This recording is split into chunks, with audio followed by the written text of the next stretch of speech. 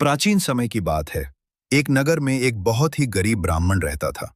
वो बहुत ईमानदार और भगवान का भक्त था, लेकिन उसके घर में हमेशा गरीबी रहती थी।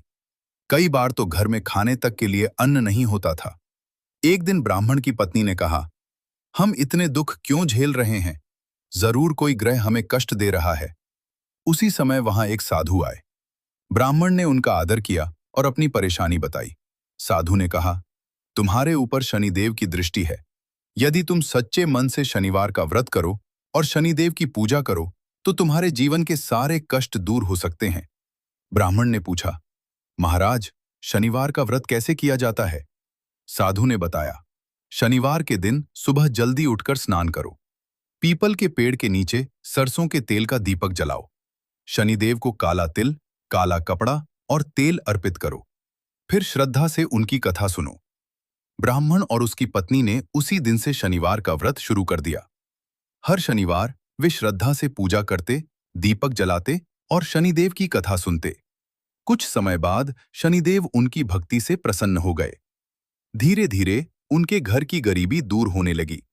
घर में सुख समृद्धि आने लगी। ब्राह्मण के घर अन्न, धन और खुशियां आने लगीं। लोग उनसे पूछने लगे कि यह चमत्कार कैसे हुआ। तब ब्राह्मण ने सबको बताया, यह सब शनिदेव की कृपा और शनिवार व्रत का फल है। यह सुनकर नगर के कई लोगों ने भी शनिवार का व्रत करना शुरू कर दिया।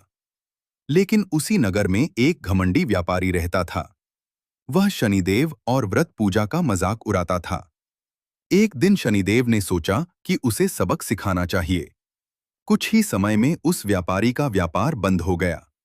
उसका धन नष्ट हो गया और वह बहुत दुखी हो गया। तब उसे अपनी गलती का एहसास हुआ। वह ब्राह्मण के पास गया और बोला, मुझे भी शनिवार व्रत करना सिखाइए। ब्राह्मण ने उसे व्रत की विधि बताई।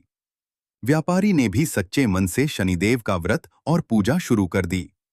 कुछ समय बाद शनिदेव उसकी भक्ति से प्रसन्न हो गए और उसका जीवन फिर से सुख समृद्धि से भर गया।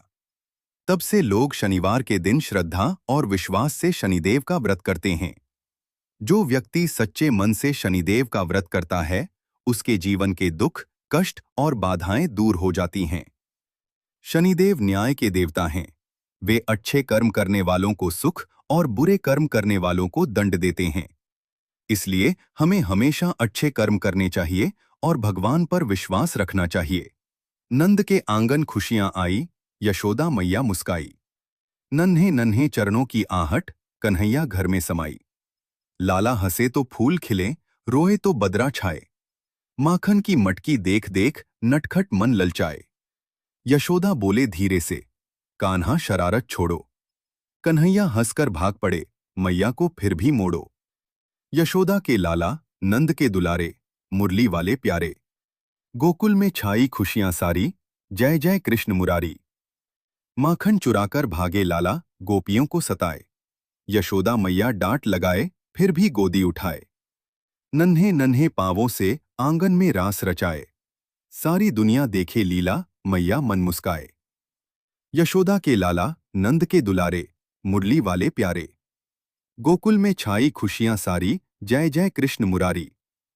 मैया की ममता में पलते नंदलाल कन्हैया। सबके मन को भाने वाले, जय हो नंदलाल कन्हैया। जय जय कृष्ण कन्हैया। जय जय यशोदा मैया।